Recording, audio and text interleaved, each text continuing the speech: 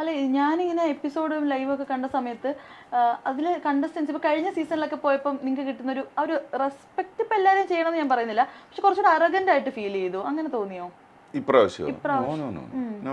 ഇല്ല ഇല്ല, എനിക്ക് ആകെ തോന്നി, എനിക്ക് അറുകൻ്റ് ആയിട്ടൊന്നുമില്ല, എനിക്ക് ഭയങ്കര ഫണ്ണി ആയിട്ട് തോന്നി അവര് ചെയ്തത്. ഓക്കെ, അവര് ചെയ്തതിനകത്ത് അരകൻ്റ് ആയിട്ട് തോന്നി. അനീഷ് ചെയ്ത് ഭയങ്കര അരകൻ്റ് ആയിട്ട്.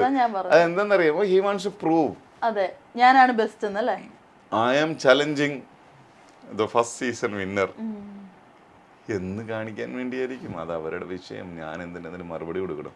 ഈ കമന്റ്സ് ഒക്കെ നോക്കുന്ന സമയത്ത് രണ്ട് രീതിയിൽ പറയുന്ന ആളുകളുണ്ട്. ചിലർ എപ്പിസോഡ് നോക്കുമ്പോഴത്തേക്ക് ചില എപ്പിസോഡിൽ സാബുമോൻ ഇതേപോലെ അല്ല, എന്നെ പോഴ്ത്തിയൊന്നും പറയണ്ട, ഫാക്ട്സ് പറഞ്ഞത് ഇഷ്ടംപോലെ തെറി വരുന്നുണ്ട്. ഇല്ല, ഞാൻ രണ്ട് രീതിയിലുള്ളത് പറയാം. എപ്പിസോഡിൽ പറയുന്നുണ്ടായിരുന്നു സാബു ചേട്ടൻ ഇതേപോലെ അനീഷിനെ റോസ്റ്റ് ചെയ്തു എന്ന്, ബട്ട് തിരിച്ച് പറയുന്നുണ്ട് ലൈവിൽ റിട്ടേൺ റോസ്റ്റ് ചെയ്തു. അങ്ങനെ രണ്ട് രീതിയിലുള്ള കമന്റ്സ് വരുന്നുണ്ട്. അതിനോട് എന്താ പറയാനുള്ളത്? ഇല്ല, ഞാൻ ആക്ച്വലി റോസ്റ്റ് ചെയ്തില്ല ഇവിടെ ആരും. എൻ്റെ റോസ്റ്റ് എന്താണെന്ന് അറിയണമെന്നുണ്ടെങ്കിൽ പിന്നെ ഞാൻ വേറൊരു ചാനലിൽ ഞാൻ റോസ്റ്റ് ചെയ്ത് കാണിച്ചു കൊടുത്തിട്ടുണ്ട്. കാരണം എനിക്കത് ചെയ്യാൻ അറിയാൻ വയ്യാത്ത ഒരാളൊന്നുമല്ല. ആൻഡ് റിയൽ ലൈഫിൽ ഞാൻ റോസ്റ്റിങ്ങിനകത്ത് ഒട്ടും മോശമായിട്ടുള്ള ഒരാളെ അല്ല. ഞാൻ എന്തുകൊണ്ട് റോസ്റ്റ് ചെയ്തില്ല എന്ന് ചോദിച്ചു കഴിഞ്ഞാൽ, എഗെയിൻ നമ്മൾ അവരുടെ ഗെയിമിന് ഇൻ്റർഫിയർ ചെയ്യാൻ പാടില്ല എന്നുള്ളത്.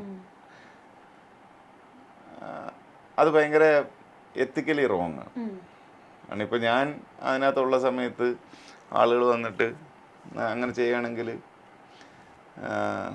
വെളിയിലുള്ള കാര്യമൊക്കെ എല്ലാവർക്കും പറയുകയാണെന്നുണ്ടെങ്കിൽ അത് മോശമല്ലേ?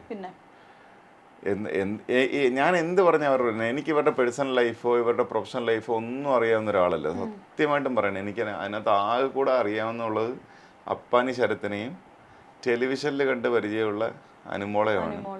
അപ്പാനെ എനിക്ക് കൊച്ചിലോട്ട് അറിയാം. കാരണം അവൻ സ്കൂളിൽ പഠിക്കുന്ന സമയം തൊട്ട് ഈ നാടകമൊക്കെ പറഞ്ഞ് നടക്കുന്നുണ്ട്. അന്ന് ഞാനും കോളേജിൽ നാടകമൊക്കെ കളിച്ച് നടന്നിട്ടുണ്ട്. എൻ്റെ മുമ്പിൽ വന്ന് പെർഫോം ചെയ്തിട്ട് എങ്ങനെയുണ്ട് ഈ സാധനം, ഞാൻ പിന്നെ മോണാക്റ്റും സാധനമൊക്കെ എൻ്റെ മുമ്പിൽ വന്ന് കാണിച്ചു. നമ്മുടെ ഒരു അനിയൻ പയ്യനത്. അനുവിനെ എനിക്ക് വേറൊരു ചാനൽ ഷോയിൽ പോയപ്പോൾ ഞാൻ പരിചയപ്പെട്ടിട്ടുണ്ട്. നമ്മളങ്ങനെ ക്ലോസ്ലി കണക്റ്റഡ് ആയിട്ടുള്ളതോ ജീവിതത്തിൽ ഒരു പ്രാവശ്യം പോലും ഫോണിൽ പോലും സംസാരിച്ചിട്ടുള്ള ആളുമല്ല. പക്ഷെ അനുവിനെ എനിക്കറിയാം, അനുവിനെ എനിക്ക് പരിചയമുണ്ട്, അത്രയേ ഉള്ളൂ. അതിനപ്പുറം ഒരു ബന്ധമൊന്നുമില്ല. ഞാൻ എന്തിനു കള്ളം പറയണം? ഞങ്ങൾ ഒരു ഇൻഡസ്ട്രി ആണെന്നുണ്ട്, ഞങ്ങൾക്ക് ഭയങ്കര പരിചയം. ഞാൻ അനുവിൻ്റെ ഫോൺ നമ്പർ പോലും എൻ്റെ ഇല്ല. അപ്പാനിടെ ഉണ്ട്, കാര്യം അവൻ നമ്മുടെ ചെറുക്കനായതുകൊണ്ട്. അപ്പോൾ ഞാൻ ഈ പറയുന്നത് പോലെ ഇപ്പം ചേട്ടൻ തന്നെ തോന്നിയായിരുന്നല്ലോ, അതായത് ഭയങ്കര അരോഗൻ്റ് എന്നല്ല, എന്നാലും എന്തോ ഒരു പ്രൂവ് ചെയ്യാൻ ശ്രമിക്കുന്ന പോലെ അനീഷ്. അപ്പോൾ അങ്ങനെ ഒരു സംഭവം വന്നപ്പോഴത്തേക്ക് എന്താ ഒരു ടെമ്പർ തോന്നിയിരുന്നോ? സത്യമായിട്ടില്ല, എന്റെ മനസ്സിന്റെ ഒരു കോണി പോലും ഇല്ല. ഞാൻ ചേട്ടാ ഇവരെന്തിനാടാ ഇങ്ങനെയൊക്കെ ചെയ്യുന്നത്? എന്നിട്ട് അത് കഴിഞ്ഞപ്പോ ഞാൻ അവൻ്റെ അടുത്ത് പറഞ്ഞു കൊടുത്തു, ചെയ്യല്ലേ ഇങ്ങനെ ചെയ്യല്ലേ എന്ന് പറഞ്ഞു. ഇങ്ങനെ ചെയ്യല്ലേ, അതിന്റെ ആവശ്യമില്ല എന്ന് പറഞ്ഞാൽ. ആണ് എന്താണെന്നറിയാമോ, പുള്ളി എന്തൊക്കെയോ പഠിച്ചിട്ട് വന്നിരിക്കുകയാണ്. അപ്പം പിന്നെ അതിന്റെ ആവശ്യമൊന്നുമില്ല അതിനകത്ത്. Just be your self. നമ്മൾ ഈ ബിഗ് ബോസിലെ കാര്യം നോക്കുമ്പോൾ തന്നെ ഫസ്റ്റ് സീസൺ കാണുമ്പോഴത്തേക്ക് നമുക്ക് പ്രത്യേകിച്ച് ഇവിടുത്തെ ഓഡിയൻസിന് ഒരു ഐഡിയ ഇല്ല. ഇപ്പം റീസെൻ്റ്ലി 1-2 സീസൺസ് ഒക്കെ ആകുമ്പോഴത്തേക്ക് ഏറ്റവും കൂടുതൽ ഔട്ട്സൈഡിൽ പ്ലേ നടക്കുന്ന നമ്മൾ കാണുന്നുണ്ട്, PR ടീംസ് അങ്ങനെയൊക്കെ. ശരിക്കും പറഞ്ഞാൽ ഈ ഒരു ന്യൂസ് ഒക്കെ കാണുമ്പോൾ എന്താ ഫീൽ ചെയ്യുന്നത്? എന്താണെന്നറിയാമോ, ഇതിനകത്ത് കുറെ പേര് പിന്നെ എല്ലായിടത്തും ചെന്ന് കൊട്ടേഷൻ വെക്കും, ഞങ്ങൾ PR ഞങ്ങൾ ചെയ്തു തരാമെന്നും പറഞ്ഞു.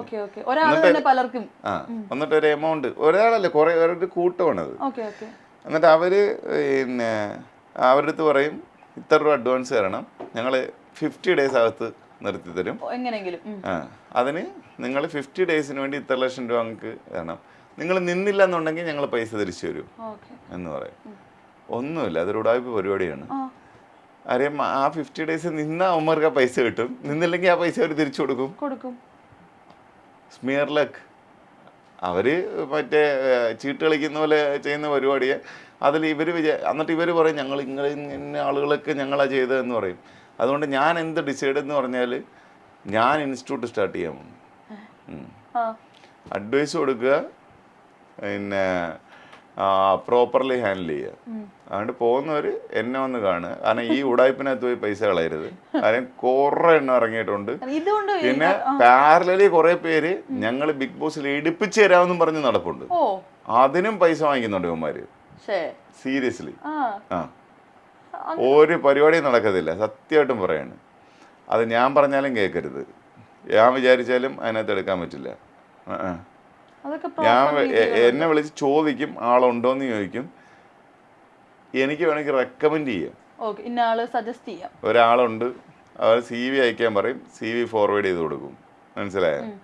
അല്ല ഞാൻ വിചാരിച്ചാൽ പോലും, ഞാൻ വിചാരിച്ചപ്പോൾ ഞാൻ വലിയ കക്ഷിയൊന്നുമല്ല, ഫസ്റ്റ് സീസൺ വിന്നർ. പക്ഷെ അവരെന്നെ എല്ലാ വർഷവും വിളിച്ച് ചോദിക്കും, സാബു ആരെങ്കിലും റെക്കമെൻഡ് ചെയ്യുന്നുണ്ടോ എന്ന് ചോദിക്കും. ഞാൻ ഇന്ന് വരെ ചെയ്തിട്ടില്ല. കാര്യം ഞാൻ അതിനകത്ത് പറയുന്ന ഡയലോഗ്, ഞാൻ ശത്രുക്കളെ പോലെ റെക്കമെൻഡ് ചെയ്യത്തില്ല എന്നുള്ളതാണ്.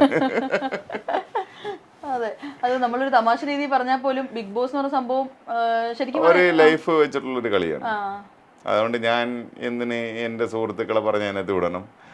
പിന്നെ ആരെങ്കിലും ഒക്കെ പോകണം. ഞാൻ ഇൻസ്റ്റിറ്റ്യൂട്ട് തുടങ്ങി കഴിഞ്ഞാൽ ഞാൻ റെക്കമെൻഡേഷൻ പുഷ് ചെയ്യും. കാരണം ഈ ഫ്രോഡ് പരിപാടി ഞാൻ ഇനി നടത്താൻ സമ്മതിക്കത്തില്ല എന്ന് ഞാൻ ഡിസൈഡ് ചെയ്തു. യെസ്, കാരണം എല്ലായിടത്തും ചെന്ന് ഇവന്മാർ പൈസ വാങ്ങിക്കും. അവർ നിൽക്കുന്ന അവരുടെ കഴിവ് കൊണ്ട് 50 ദിവസം 60 ദിവസം, എന്നിട്ട് ഇവന്മാർ ആ പൈസ വാങ്ങിച്ചുകൊണ്ട് പോകും. ഇത് വെച്ചിട്ട് ആർക്കും ഒന്നും ഒരു 10 ദിവസം പോലും നിർത്താൻ പറ്റുമോ? ഒരു കുന്തം ചെയ്യാൻ പറ്റില്ല. പക്ഷെ നമ്മള് വേറെ പരിപാടി ഇവര് ചെയ്യുന്ന ആകെ ചെയ്യുന്ന ഇവന്മാര് ഈ കമന്റ് ആദ്യത്തെ ഒരു 25 കമന്റ് ഇവന്മാര് പോയാൽ കേടും. അപ്പം അതൊരു ട്രെൻഡ് സെറ്റിംഗ് ആണ്. അത് ഞാൻ വേറൊരു ഇന്റർവ്യൂവിൽ പറഞ്ഞു, പിന്നെ ഈ ഇന്റർനെറ്റ് മങ്കീസ് ഞാൻ പറഞ്ഞിട്ട് ഈ സൂപ്പർമാനകത്ത് അത് പിന്നെ ജെയിംസ് ഗണ്ട് സർക്കാസ്റ്റിക്കലി കാണിക്കുന്നുണ്ട്. സൂപ്പർമാനെ പിടിച്ച് പാരൽ വേൾഡിനകത്ത് കൊണ്ടുപോകുമ്പോൾ അവിടെ ഒരു കുരങ്ങുകളിരുന്ന് ഇങ്ങനെ ടൈപ്പ് ചെയ്യുന്നതാണ്. കണ്ടായിരുന്നോ സിനിമ? സൂപ്പർമാൻ കണ്ടായിരുന്നു?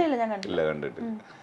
ഒരു പാരലൽ വേൾഡ്, പോക്കറ്റ് വേൾഡ് അവർ സെറ്റ് ചെയ്ത് വെക്കുന്നുണ്ട്. അപ്പോൾ അതിനകത്ത് ഇരുന്നിട്ട് സൂപ്പർമാൻ ഹാഷ്ടാഗ് ഇട്ടിട്ട് കുരങ്ങന്മാരിരുന്ന് ഇങ്ങനെ, അത് വാനരന്മാർ ഇങ്ങനെ ഇരുന്ന് ടൈപ്പ് ചെയ്ത് അതിലെന്തോ പറയുന്നുണ്ട്, 1 മിനിറ്റിൽ 1.5 ലക്ഷം ഹാഷ്ടാഗ് എന്താണ് ഈ കുരങ്ങന്മാർ ഇട്ടുകൊണ്ടിരിക്കുന്നത്, ടു ചേഞ്ച് യുവർ ഇമേജ് എന്ന്, നെഗറ്റീവ് ആക്കാൻ വേണ്ടി. അത് ഈ സാധനങ്ങൾ ഉദ്ദേശിച്ചിട്ടുണ്ട്, മനസ്സിലായേ?